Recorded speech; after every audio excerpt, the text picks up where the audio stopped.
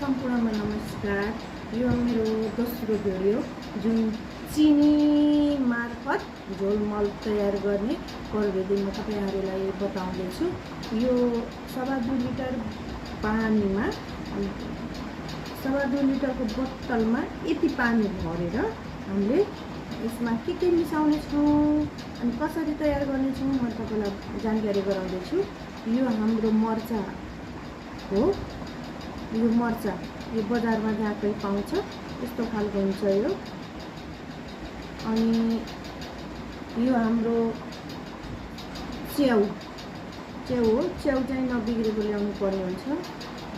अनि यो हाम्रो चिनी अनि हामीलाई दही पनि चाहिन्छ। दही चाहिँ यहाँ भर्खर छैन अहिले। मैले एकछिन पछि लिएर यसमा मिक्स गर्ने छु। पहिला हामीले सुरुमा यो पानीमा नुनिलो झोलमल तयार गर्दा जस्तै अहिले यो हामीले गुलियो मल तयार गर्दैछौँ, जसमा हामीले 1.5 चम्चा चिनी राख्नेछौँ।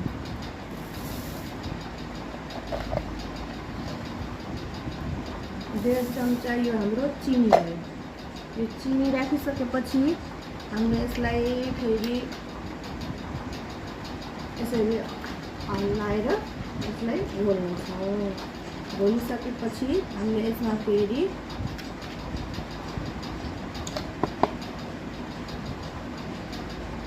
थोरै यो मर्चा राख्नेछौँ। थोरै मर्चा राखिसकेपछि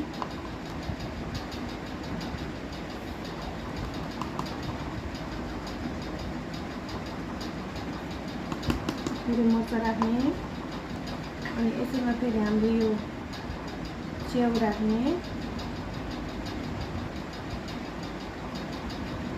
यो च्याउ राख्छौँ है हामीले यसमा च्याउ।